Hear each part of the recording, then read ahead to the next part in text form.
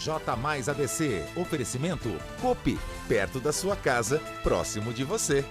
Biovida Saúde, promovendo saúde, prevenindo você. Construindo e reformando é Matel. Grupo Avante, administradora de condomínios. O aconchego do lar é seu, o trabalho é nosso. Dados revelam que 87% dos acidentes domésticos envolvem aquecedores. Confira a entrevista com o capitão do Corpo de Bombeiros, o senhor Anthony Harrison, que fala sobre a prevenção de acidentes domésticos. Saiba como evitar a sarcopenia, doença que atinge principalmente idosos. E ainda, TST mantém pagamento de honorários por trabalhadores. Quarta-feira, 17 de julho de 2019. A partir de agora, está no ar o J mais ABC, segunda edição de hoje.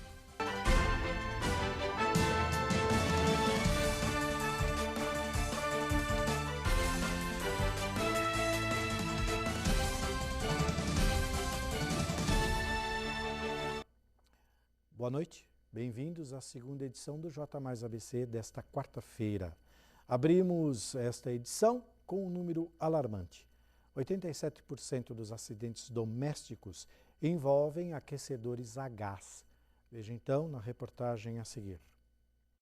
Segundo a Fundação de Amparo à Pesquisa do Estado de São Paulo, 87% dos acidentes domésticos envolvendo a inalação de monóxido de carbono são causados por aquecedores de água do chuveiro. O envenenamento pelo gás tóxico é a principal suspeita da causa da morte de 4 pessoas da mesma família em Santo André. O pai e o garoto de 3 anos estavam na sala, a mãe no banheiro e a adolescente no quarto. A medição preliminar apontou que havia mais monóxido de carbono do que o tolerável dentro do imóvel. A liberação da substância ocorre pela queima parcial do combustível utilizado pelo sistema de aquecedor, normalmente o gás natural ou liquefeito de petróleo. Cerca de 300 pessoas, entre familiares, amigos e colegas, acompanharam o velório e o enterro. Por volta das 16 horas, um a um, os caixões foram levados até a sepultura. O clima era de comoção e tristeza.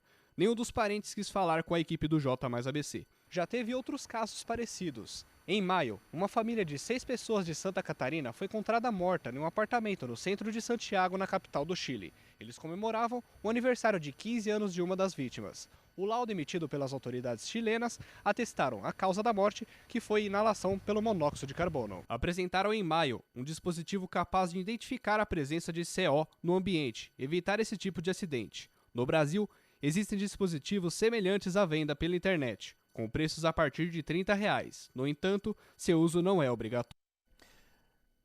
Muito bem, para falar sobre este assunto, a nossa repórter Mariana Fante foi até o Corpo de Bombeiros, localizado em São Bernardo do Campo, para saber como prevenir este tipo de acidente. Vamos então à nossa tradicional sala de entrevistas.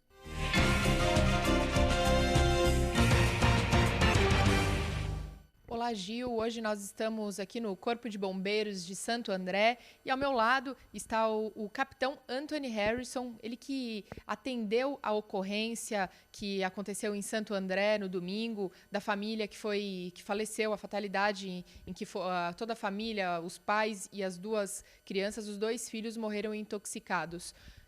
Capitão, muito obrigada pela sua presença, muito obrigada por falar com a gente. Queria que o senhor contasse um pouquinho para nós. Foi o senhor que atendeu a ocorrência e o que o senhor pode contar? Como estava a situação? O que causou efetivamente essa fatalidade, essa tragédia que acometeu a família em Santo André? Primeiro, bom dia. Na verdade, foram algumas viaturas do Corpo de Bombeiros, né, assim como viaturas da polícia no local. E eu, como supervisor de área, eu fui acionado para ir até o local por se tratar de uma ocorrência de gravidade, né, que foge ao costume. E no local era um apartamento de classe média, onde foi encontrada uma família por parentes dele que moram no próprio prédio, né. E essa família tinha acabado de retornar de uma viagem. E acho que ao perceber que não tinha movimentação, não atenderam o telefone, a familiar foi lá na residência e acabou encontrando os 4 integrantes dessa família já mortos dentro do apartamento. A princípio, no início, né, na ocorrência, é difícil você concluir o que aconteceu. Porém, pelo posicionamento, a forma como foi verificado pela própria perícia no local, depois, posteriormente. Lógico que ainda sairão os laudos da perícia, né? Mas, a princípio, foi devido à queima do monóxido de carbono, né? Na verdade, a queima do gás, que um dos resíduos da queima do gás é o monóxido de carbono, e esse resíduo ele é tóxico, né? E ele causa asfixia, então ele deve ter ficado uma quantidade muito grande desse monóxido de carbono no interior do apartamento e que acabou acarretando a morte dessas pessoas. E o que o Corpo de Bombeiros ele pôde constatar de irregularidade no apartamento com relação ao aquecedor ou à ausência de chaminé? Ou seja, quando vocês adentraram o imóvel da família, o que vocês imediatamente perceberam? O gás ainda estava aberto também? Aventou-se a possibilidade de que a família já estava morta há mais dias, né? Já teria morrido há pelo menos 2 dias. Isso procede? Sim, a informação que chegou no momento é que nós fomos acionados no domingo e essa família teria chegado na sexta-feira de viagem. E, a princípio, o acidente, né, teria acontecido na própria sexta-feira, porque tudo aconteceu devido ao uso desse equipamento de aquecimento de água, ele usa gás natural, né? E esse equipamento deveria estar ligado, mas no momento que nós chegamos já não estava mais, porque o parente desligou a água do chuveiro quando ele visualizou os familiares lá mortos, né? Quando nós chegamos, a nossa preocupação principal é da vítima, né? A possibilidade ainda de existir vida. Porém, tinha médico no local e acabou percebendo que já estava em rigidez cadavérica. Isso denota que pode ser um local de crime, então tem um isolamento, deixa os corpos lá, e aí sim é feito um estudo sobre o que aconteceu. Sobre a responsabilidade do Corpo de Bombeiros. Na verdade, o Corpo de Bombeiros ele avalia todo o condomínio, né, quando é solicitado para emissão de AVCB. Nesse caso específico, o que foi fácil perceber é que não havia o sistema de exaustão desse equipamento, que é o correto que tenha, né? As próprias normas brasileiras da ABNT, elas prevêem que tenha esse equipamento e esse equipamento tenha uma forma de jogar essa queima de resíduo fora, né? Então, nesse caso específico, nós não visualizamos esse equipamento. Agora, a responsabilidade, capitão, nesse caso, seria do condomínio, seria da família? Isso também foi outro impasse que tem sido comentado, né? Afinal, com quem fica, né, a responsabilidade dessa tragédia? Já aproveito para fazer outra pergunta. Esse gás ele não vazou, né? Ele não foi para demais apartamentos. Eram 2 apartamentos por andar, capitão? Eu não me recordo quantos apartamentos eram por andar, mas o importante é que não houve vazamento de gás a princípio. O que acontece é que o gás ele queima para aquecer a água. E um resíduo dessa queima é o monóxido de carbono. O que acontece é que quando está colocado de forma correta, esse monóxido de carbono é jogado no ambiente. Então ele sai pela essa chaminé e vai para fora do prédio. O que aparentemente aconteceu ali é que, como a família viajou, as janelas estavam todas fechadas. E como não havia essa saída através de chaminé, foi retirada, então havia a queima do gás e todo o resíduo da queima estava sendo jogado para dentro do apartamento.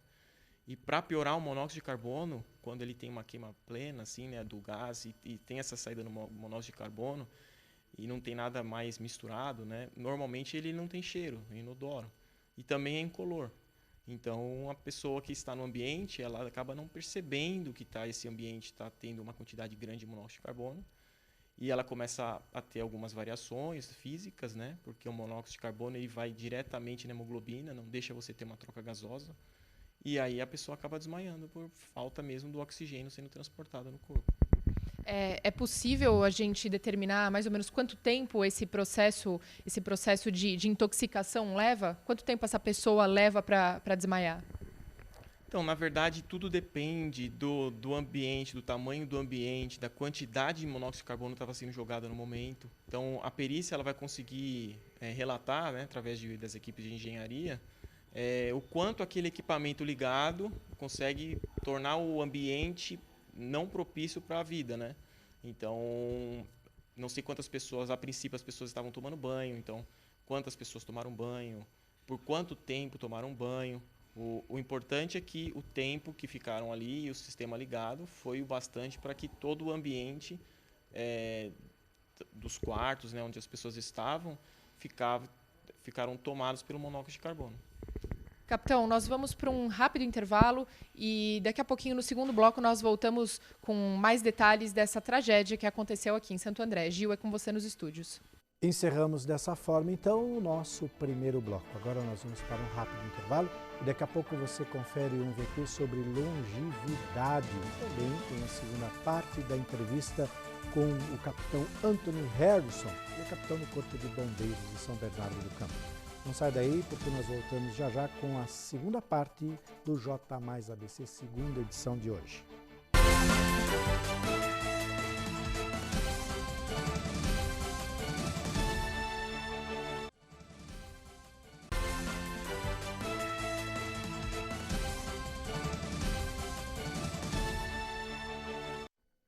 Muito bem, voltamos. E você sabia que a sarcopenia é uma doença que acomete principalmente idosos, característicos do envelhecimento, que envolve a perda muscular. Mas você sabia que é possível preveni-la e levar a uma vida saudável? Se você não sabe, então faz o seguinte, confira agora na reportagem do Matias Gaudi. Quando envelhecemos, nosso corpo perde uma considerável massa muscular natural, conhecida como sarcopenia, que tende a trazer dificuldades na rotina dos idosos. Um estudo divulgado na última semana, envolvendo mais de 800 pessoas com 65 anos ou mais, analisou como a quantidade de músculos influencia na longevidade de cada um. A análise concluiu que o risco de mortalidade foi quase 63 vezes maior entre as mulheres com pouca massa muscular. Entre os homens com menos massa, a chance foi 11 vezes maior. A boa notícia é que a sarcopenia é um problema que pode ser evitado e até mesmo revertido com a prática regular de exercícios físicos. Então, o ideal é começar o mais cedo possível. Afinal, a idade chega para todos. O problema é que 60% dos adultos que moram em centros urbanos não praticam atividades físicas regularmente. Você pratica alguma atividade física? Não pratico. Tô devendo. E por que não? Falta de tempo. Sim, pratico atividade física, musculação, todos os dias, de segunda a sexta, normalmente. O exercício físico, se realizado 2 ou até 3 vezes por semana, já resulta em bons resultados para problemas que podem aparecer depois dos 60 anos. Portanto, andar no parque, fazer musculação, exercícios aeróbicos, todos eles ajudam a retardar esses sinais, que é sinônimo de uma vida mais longa e duradoura. Muito bem, você pode conferir essa ou outras notícias lá no nosso portal parceiro, que é o n7.abc.br. Acesse e confira. Agora nós voltamos com a segunda parte da entrevista com o capitão do Corpo de Bombeiros, Anthony Harrison, falando sobre acidentes domésticos. A Mari já está lá e vai falar mais um pouco sobre isso. Confira. Bem, Gil, nós voltamos aqui do Corpo de Bombeiros de Santo André com o capitão Anthony Harrison. Ele que atendeu, foi um dos integrantes do Corpo de Bombeiros que atendeu a tragédia, o chamado da tragédia que aconteceu no último domingo aqui em Santo André. Fatalidade que acabou acometendo 4 membros de uma família, os pais e as 2 crianças. Capitão, voltando ao que a gente estava conversando, o que o senhor estava contando, quando o senhor adentrou o imóvel, o senhor parece que foi o Corpo de Bombeiros foi um dos primeiros a chegar, inclusive não havia nem a perícia estava no local ainda. Como que estava a disposição dessa família? O senhor acredita que de fato só a mãe tinha tomado banho ou não? O resto da família também já tinha tomado banho? Ou seja, esse gás, há quanto tempo esse gás estava sendo solto? Na verdade, as agências de emergência, né, foram todas para o local, que é a polícia, o Corpo de Bombeiros, SAMU. E a perícia ela acaba sendo acionada depois que está concluído de que há necessidade de ter perícia no local. Então, nós chegamos para atender uma emergência e lá já havia os parentes que tinham identificado esses corpos lá. Então, eles acionaram já tendo identificado. Então, já tinham aberto as portas, tinham fechado o chuveiro, que aparentemente estava ligado. Então, nós fomos até o local com o intuito de ver se havia ainda vida, né? E tinha um médico também no local que concluiu que não havia. A princípio, avaliando a cena, né, é uma cena triste, né? A gente fica muito chocado com uma família inteira perder a vida tão rapidamente, né, por um motivo tão bobo, né, até. E aí, aparentemente, eles deveriam estar indo dormir, então deveriam estar numa sequência de tomar banho, que é o que a gente acha que é o comum, e para ir para a cama, deitar, né? Deviam ter jantado, tinham acabado de chegar de viagem. Então, eu acredito que várias, pelo menos a maioria delas, tenham usado o chuveiro para que tenha ocorrido esse vazamento, não, mas essa quantidade de gás no interior do ambiente. O senhor comentou sobre a chaminé. A chaminé, que na verdade serviria como exaustão, né, jogando esse gás, essa queima desse gás no meio ambiente, ela havia sido retirada ou ela nunca havia sido instalada do lado de fora da janela, capitão? Então, essa informação a gente não conseguiu averiguar. Por quê? Aquela edificação ela já tem uma certa idade, então foi passado por várias vistorias. O síndico até falou que acho que a liberação para ter gás natural para esse tipo de uso ela não é tão antiga, ela era um pouco mais recente, da idade da edificação, né? Então foi feita alguma adaptação, alguma autorização para isso. No local ela não estava, teria sido retirada.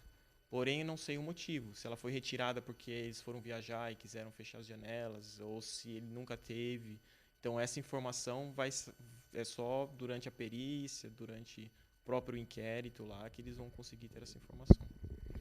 Com relação ao que era de competência do Corpo de Bombeiros, que eram os autos de vistoria, como o condomínio estava de acordo com as normativas? Então, a princípio, o Corpo de Bombeiros, após o atendimento, vai abrir uma análise para ver se essa edificação ela está dentro das edificações aprovadas.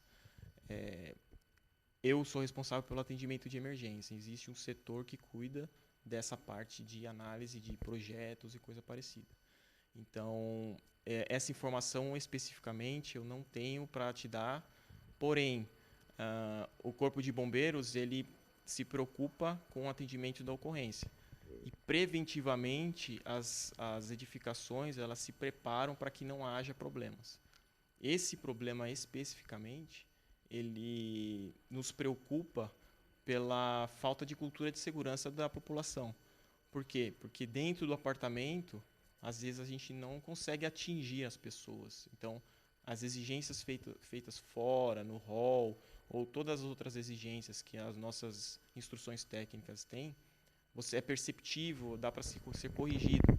Mas aquilo que é dentro do apartamento, que necessita de uma cultura de segurança, isso a gente ainda está procurando chegar nas pessoas, porque é algo que não foge ao nosso controle, né? Então, existe uma grande vontade do Corpo de Bombeiros investir na educação de segurança, da pessoa saber exatamente o que ela deve fazer.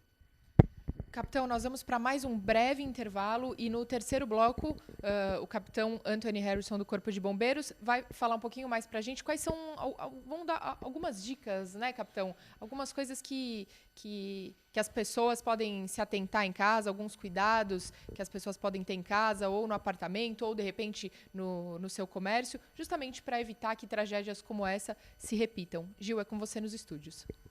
Muito bem, encerramos dessa forma, então, o nosso segundo bloco. Agora nós vamos para mais um rápido intervalo e daqui a pouco você confere o seguinte. TST mantém pagamento de honorários por trabalhadores.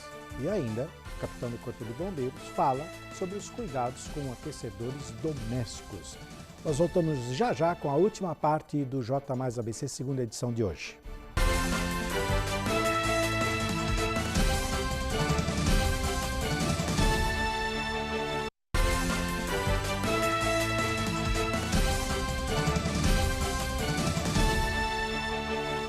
Muito bem, estamos de volta e agora falamos sobre um tema que tem dado o que falar nesta nova reforma da Previdência que diz respeito ao pagamento de honorários por parte dos trabalhadores. Entenda melhor então na reportagem a seguir do Matias Gaudi. Os trabalhadores estão perdendo no Tribunal Superior do Trabalho a discussão sobre um dos pontos mais polêmicos da reforma trabalhista, o que estabeleceu o pagamento de honorários em caso de derrota. Antes da reforma, o trabalhador não pagava honorários de sucumbência ao advogado da empresa. Agora, está sujeito a ter que desembolsar de 5% a 15% sobre as verbas não concedidas pela Justiça. Os defensores da medida entendem que é essencial para evitar o que chamam de processos aventureiros. Até então, os trabalhadores entravam com vários pedidos por não terem nada a perder. Os ministros do Supremo Tribunal Federal já começaram a analisar a questão, por meio de ação direta de inconstitucionalidade ajuizada pela Procuradoria-Geral da República. Por enquanto, foram proferidos apenas 2 votos, em sentidos opostos. No TST, o placar é desfavorável aos trabalhadores. Em decisão proferida em maio, a terceira turma, com base no voto do relator, ministro Alberto Bresciani, que afirma que, no âmbito do processo do trabalho, a imposição pelo legislador de honorários sucumbenciais ao reclamante reflete a intenção de desestimular líderes temerárias. Muito bem, a constitucionalidade do artigo seria analisada em março passado, porém, às vésperas do julgamento, entidades empresariais entraram com uma ação direta de constitucionalidade no Supremo Tribunal Federal para que o artigo 702 fosse válido. Agora nós voltamos com a terceira parte da entrevista com o capitão do Corpo de Bombeiros, dando dicas sobre como prevenir acidentes domésticos com aquecedores. Vamos voltar então com a jornalista Mariana Fante. Muito bem, Gil, nós voltamos com o capitão do Corpo de Bombeiros, Anthony Harrison, que está aqui desde o primeiro bloco batendo um papo com a gente, contando um pouco mais sobre a tragédia e o que ocasionou a morte da família no último domingo aqui em Santo André por provável asfixia de monóxido de carbono. Capitão, no segundo bloco o senhor estava falando justamente sobre essa necessidade dessa conscientização por parte da população, sobre cuidados que devem ser tomados dentro de casa, dentro do apartamento ou dentro do comércios, lojas, etc. O senhor pode pontuar algumas delas e aproveitar já para começar por aqui a fazer essa disseminação dessa cultura de cuidados? É muito importante, né, a população brasileira dar mais atenção para a segurança. Por quê? A segurança contra incêndio, nesse caso especificamente não é incêndio, mas faz parte de toda uma segurança da edificação, é importante porque ela mexe com vidas. E normalmente a gente não dá muita importância para isso, porque existe um custo para isso e existe um conhecimento a ser dado para isso. Então nós nos esforçamos para que as edificações estejam dentro da legislação. Hoje o Corpo de Bombeiros, há pouco tempo, né, tem uma liberação do Estado para fazer fiscalização. Então, além das orientações que são feitas, que é o nosso objetivo, é orientar primeiro as pessoas para que façam o correto, existe a possibilidade de fiscalizar aqueles que não querem atender o que a lei manda, né? Mas, quanto a esse fato específico, é muito importante que a montagem do sistema de gás para aquecedor, né, seja feita por uma empresa que tenha renome no mercado, né, que dê subsídio de que o aparelho é seguro, né, que exista um responsável técnico para fazer aquela instalação, que exista uma manutenção, né, que seja feita uma manutenção. E a pessoa que faz uso desse tipo de equipamento também tem que observar para ver se não existe nenhum tipo de vazamento do próprio gás, que também pode causar um acidente desse, que pode vir à morte. Não só a queima e o monóxido de carbono, mas também do próprio gás se tiver um vazamento no sistema. Então tem que estar atento. Agora, capitão, existe alguma forma prática que quem nos assiste agora em casa, que com certeza fique curioso, né? E as pessoas realmente, após uma tragédia dessa, as pessoas ficam um pouco em estado de alerta, né? E provavelmente queiram fazer algum teste para saber se há algum vazamento de gás nas residências. Existe algum teste que as pessoas podem fazer? Na verdade, não existe um teste específico, a não ser uma empresa especializada que consiga com equipamentos específicos, né? Mas a pessoa pode observar o sistema por onde entra o encanamento de gás, que normalmente está pintado de amarelo. Então esse encanamento ele vem para toda a edificação. Tem residências também que estão sendo instaladas esse tipo de equipamento, então é importante ver todo o encanamento, ver se está tudo correto, né? Não tem nenhum vazamento visual ou barulho, né, que está saindo gás.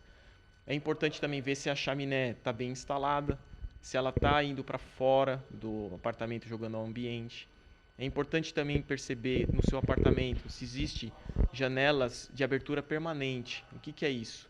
Acima da janela tem um espaço que ele fica aberto permanentemente, né? Como se fosse uma telhazinha assim. Por quê? Porque é justamente para esse tipo de acontecimento.